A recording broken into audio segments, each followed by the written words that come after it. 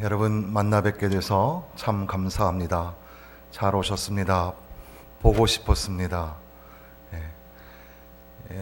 또한 인터넷으로 이렇게 예배를 드리고 있는 가정의 성도들도 주님의 이름으로 환영을 합니다. 오늘은 잘못된 성전에서라는 제목으로 함께 말씀을 나누겠습니다. 성전이라는 단어가 나옵니다. 교회에 나와서 예배를 드린다는 것이 새삼스레 감사한 일인 것을 깨닫게 됩니다.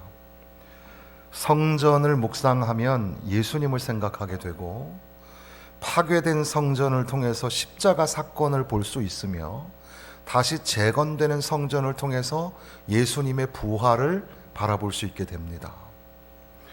성전은 우리의 삶의 중심지입니다. 하나님의 선하심, 하나님의 거룩하심을 만나는 곳, 삶의 목적을 새롭게 하는 곳, 삶의 가치를 회복하는 곳, 하나님의 임재를 경험하는 곳, 바로 그 성전이 우리 삶의 중심지입니다. 그러니 성전에 나와서 하나님 앞에 예배를 드리지 못한다는 것이 우리에게는 참으로 마음 아픈 일이 되는 것입니다.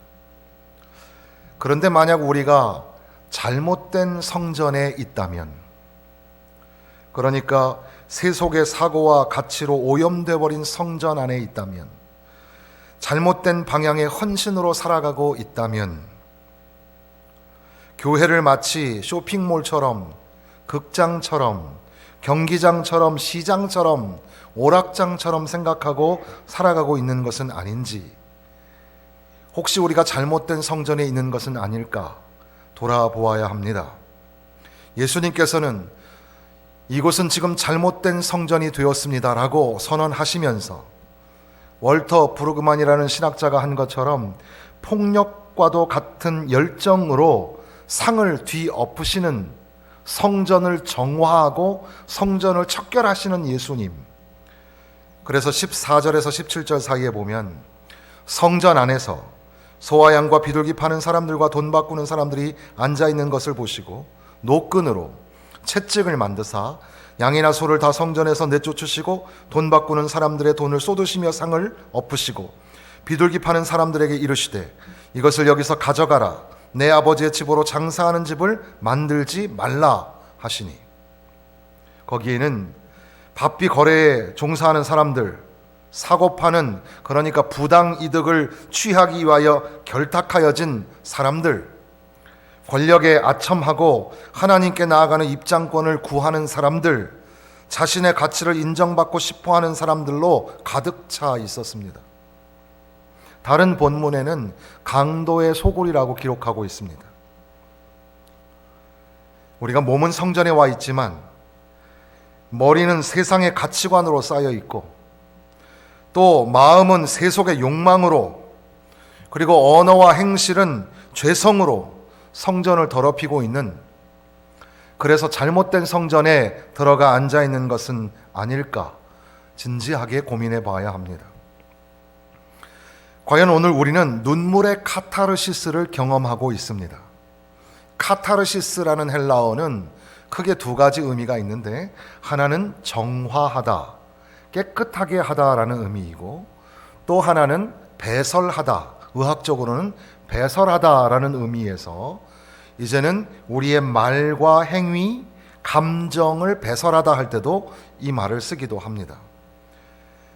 카타르시스는 문학에서 비극에 등장하는 인물의 비참한 운명을 보고 그걸 간접 경험함으로써 자신의 두려움과 슬픔이 해소되고 마음이 깨끗해지는 것, 그래서 포에티카, 이 시학에서 진정한 비극의 이 관계 속에서 이 생생하게 청중이나 독자에게 효과를 묘사하기 위해 사용하는 은유가 바로 이 카타르시스라고 합니다. 그래서 우리가 영화나 드라마 보다가 울기도 하고 마음이 시원하게도 되고, 이런 것이 카타르시스인데, 지금 오늘 우리가 경험하는 것이 그런 눈물의 카타르시스라는 겁니다. 세계적 재난으로 인하여 교회는 강제적으로 비워지게 되었습니다. 여러분이 오시지 않았던 지난 몇 주간 교회는, 원래도 우리 교회는 참으로 깨끗하고 그렇게 환경적으로 좋은 교회인데 사람들이 드나들지 않으니까 정말 깨끗했습니다. 청소할 것도 없었습니다. 사람들의 소리도 줄어들었습니다. 이방 저방 여기저기서 소리나는 사람들의 소리가 다 줄어들어서 조용하고 깨끗했습니다.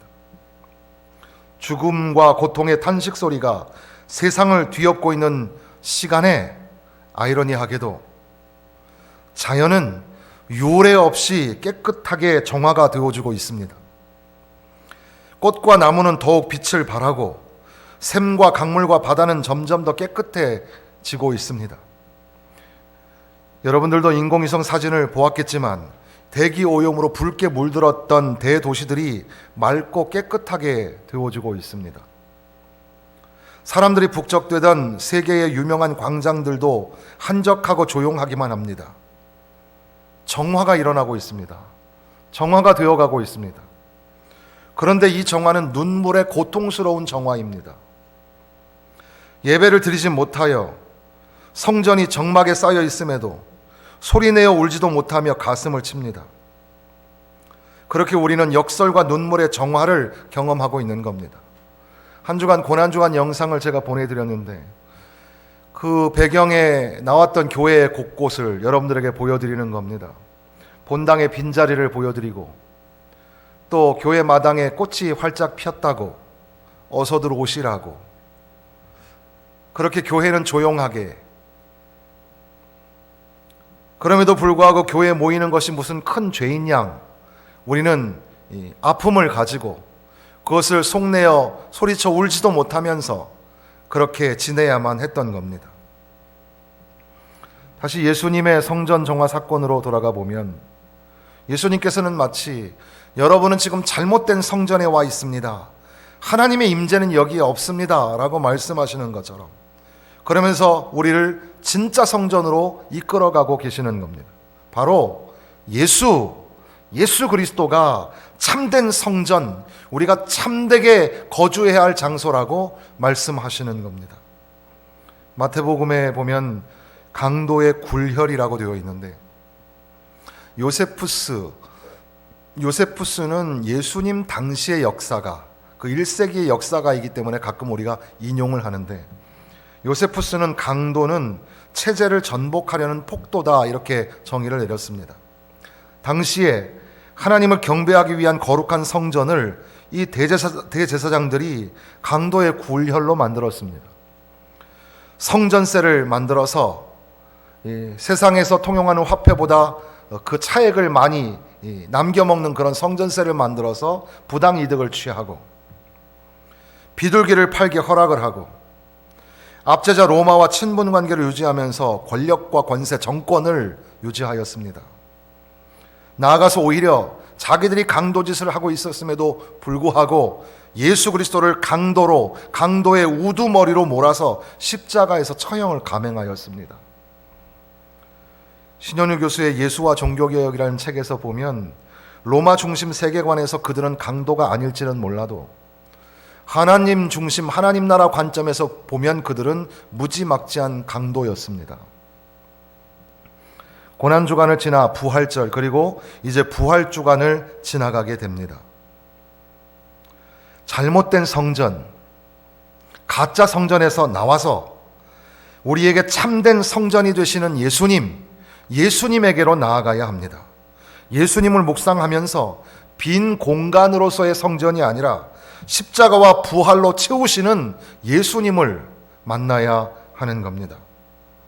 성전의 정화, 그러니까 교회와 예배에 대한 영적인 카타르시스가 우리에게 있어서 세속적인 세계관, 물질 만능주의, 그리고 육적인 욕망, 이런 것들이 아니라 우리에게 진리가 되시고 우리에게 소망이 되시는, 부활이요 생명이 되시는 예수를 바라보아야 합니다. 우리가 지금 읽은 이 본문은 성전이라는 단어가 여러 번 나옵니다. 예수께서 대답하여 이르시되 너희가 이 성전을 헐라 내가 사흘 동안에 일으키리라. 유대인들은 이 성전은 46년 동안에 지었거늘 네가 3일 동안에 일으키겠느냐, 건축물로서의 공간으로서의 성전을 말합니다. 그러나 예수는 성전된 자기 육체를 가리켜 말씀하신 것이라. 성전을 정화하시는 예수님은 자신의 죽음과 부활을 바라보셨습니다. 성전된 자기 육체, 그러니까 헐어질 것이고 다시 일으켜질 성전, 십자가에서 죽임바 되었다가 사흘 만에 다시 부활하실 바로 예수님 자신을 보여주고 계신 겁니다. 훗날 주께서 부활하셔서 당신의 제자들을 만나심으로 말미암아 22절에 보면 죽은 자 가운데서 살아나신 후에야 제자들이 이 말씀하신 것을 기억하고 성령과 예수께서 하신 말씀을 믿었더라.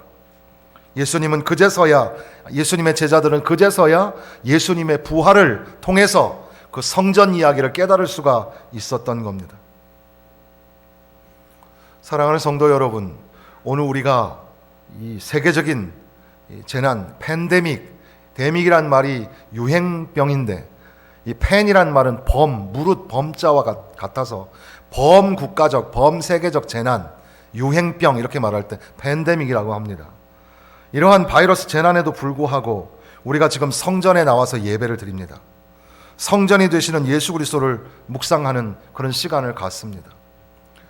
우리는 지난주까지 이 정부의 방침을 따라서 2주간 사회적 거리 두기를 실천하는 차원에서 우리가 교회에서 모이지 않고 예배를 드리지 않고 인터넷으로 예배를 드리는, 본당에서는 교육자들과 장로님들 몇 분만 나와서 예배를 드리고 여러분에게 영상을 통해서 예배를 송출하게 되었습니다. 어떤 어르신들은 이 스마트폰으로 그것을 보는 것이 참으로 어렵기 때문에 예배를 드리지 못한 분들도 굉장히 많습니다. 그리고 이제 다시 우리가 이렇게 모이게 되었는데, 정부에서는 조금 더 아직도 방역의 취약점들을 발견하게 되었기 때문에 강화된 사회적 거리두기를 2주간 더 이제 연장을 하였습니다.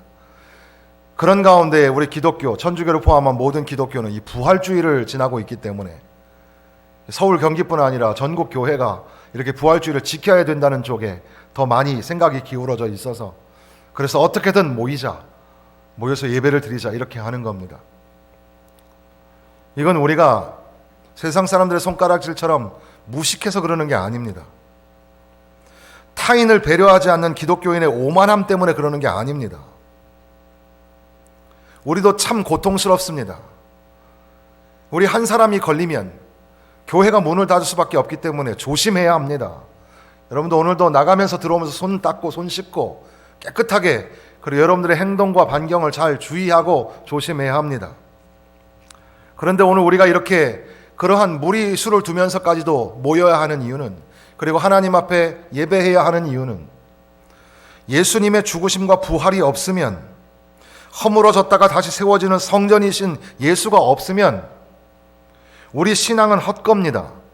믿음도 헛고고 삶도 헛고고 모든 게 허망한 겁니다.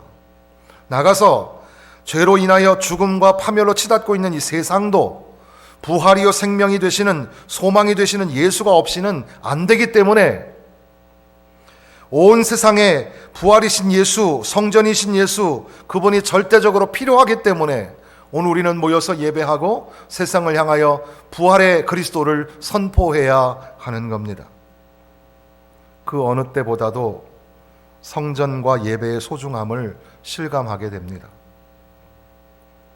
같이 모여서 예배하는 게 얼마나 귀한 건지, 어서속히 바이러스가 다 사라지고 여러분 모두 환한 얼굴을 좀 보았으면 좋겠습니다. 그리고 함께 말씀을 나누고 찬양하며 식당에 내려가서 함께 식탁의 교제를 가지며 그렇게 하나님 앞에 감사하는 그런 시간이 속히 왔으면 좋겠습니다.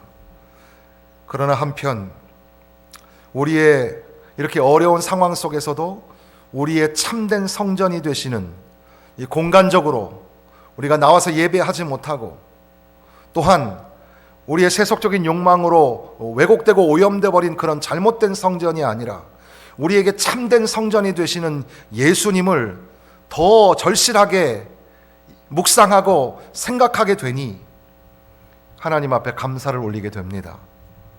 사흘 만에 다시 일으키리라. 우리를 위하여 십자가에서 물과 피를 쏟으시며 대속의 제물이 되시고 죽으신 예수, 사흘 만에 무덤에서 일어나시고 부활하신 주님을 믿으며 감사와 찬양을 올려드리게 됩니다. 사랑하는 성도 여러분, 참된 성전이 되시는 예수를 절대로 빼앗기지 마시기를 바랍니다. 우리가 여러 가지 형편과 환경 따라서 성전에 나와 예배하지 못하고 참된 성전이신 예수님 앞에 예배하지 못하는 그런 어려운 상황이 우리에게 직면해 있지만, 그럼에도 불구하고 여러분의 마음에서, 여러분의 삶의 자리에서 참된 성전이 되시는 예수님을 절대 빼앗기지 마시기를 바랍니다. 부활하신 예수 그리스도를 바라보면서 믿음과 소망을 더욱더 굳건히 세워나가시기를 부탁을 드립니다. 고린도전서 15장 55절에서 58절에 보면, 사망아 너의 승리가 어디 있느냐? 사망아 내가 쏘는 것이 어디 있느냐? 사망이 쏘는 것은 죄요, 죄의 권능은 율법이라. 우리 주 예수 그리스도로 말미암아 우리에게 승리를 주시는 하나님께 감사하노니, 부활은 곧 승리입니다. 사망 권세를 이기신 승리요, 죄의 권세를 이기신 승리입니다. 그리고 또한 이 땅에 살아가면서 우리가 여러 가지 많은 시련과 고통을 당함에도 불구하고 부활이 되시고 소망이 되시는 예수님 바라보면서 이기고 또 이기게 하시는 우리의 삶의 승리가 되시는 분이 바로 부활이신 예수 그리스도이십니다. 마이클 램지라는 전 캔터베리 대주교는 부활이 없는 복음은 그저 복음의 마지막 장만 없어진 게 아니라 아예 복음이 아니다, 이런 말을 했습니다. 우리에게 있어서 부활신앙이 없으면 기독교의 마지막 페이지만 없어지는 게 아니라 기독교라는 전체가 다 의미가 없어진다는 뜻입니다. 그러니까 부활신앙이 얼마나 중요한지 모릅니다. 현재 나이 93세가 된 영국의 여왕 엘리자베스 2세는 항상 이 부활절이 되면은 윈저성에서 부활절 예배를 드려왔는데, 올해에는 영국도 코로나 바이러스로 예배를 못 드리게 되죠. 그분이 신앙인이냐 아니냐 그런 걸 얘기하려고 하는 게 아니라, 그분은 이런 말을 했습니다. 부활절 연설에서 부활절은 취소된 것이 아니다. 사실은 그 어느 때보다 우리에게 부활절이 필요하다. 죽음이 어두운 만큼 빛과 삶은 더 위대하다. 부활절에 살아있는 불꽃이 우리가 미래를 마주하는 동안 변함없는 길잡이가 되기를 바란다. 이렇게 글을 남겼습니다. 오늘 우리에게도 부활절이 깊은 의미로 다가오기를 바랍니다. 십자가에서 죽으심으로 우리를 구원하시고 다시 부활하심으로 우리에게 소망이 되시는 예수. 그렇기 때문에 지금 우리가 절망의 자리에 있어도, 슬픔의 자리에 있어도 우리에게 소망이 되시는 예수 그리스도를 바라보며 다시금 일어나야 하는 겁니다. 때로는 우리가 이 공간적인 건축의 성전에 들어오지 못하는 그런 불합리함이 우리에게 생기더라도, 우리에게 진정한 참된 성전이 되시는 예수를 모시고 예수와 함께 예수를 바라보며 예수님과 동행하는 삶을 살 수가 있는 겁니다. 여러분의 삶의 자리가 어떠하든지, 눈물 골짜기든지 메마른 광야이든지 죽음의 음침한 계곡이든지, 내 마음에, 내 삶에 참된 성전이 되시는 예수님을 붙잡고 예수와 함께 예수를 바라보며 동행하며 사시기를 주님의 이름으로 부탁을 드립니다. 이제 우리는 또다시 한 주간의 삶의 여정으로 들어가게 됩니다. 거기에서 더욱더 깊이 부활하신 예수 그리스도를 묵상하며 참된 성전이 되시는 예수님을 만나시기를 바랍니다. 혹여 예전처럼 성전에 자주 오지 못해서 오고 싶지만 참고 눈물 지으며 지내는 시간들이 조금 더 우리에게 남아 있을지라도, 우리에게 참된 성전이 되시는 예수, 절대 예수 그리스도를 빼앗기지 마시고 예수님과 함께 여러분의 삶의 자리, 눈물 골짝, 메마른 광야, 죽음의 음침한 계곡 속에서도 주님과 동행함으로 부활의 승리를 우리에게 가져다 주신 예수님 때문에 우리도 이기며 또 이기며 그렇게 살아드리시기를 주님의 이름으로 축원합니다. 기도하겠습니다. 전능하신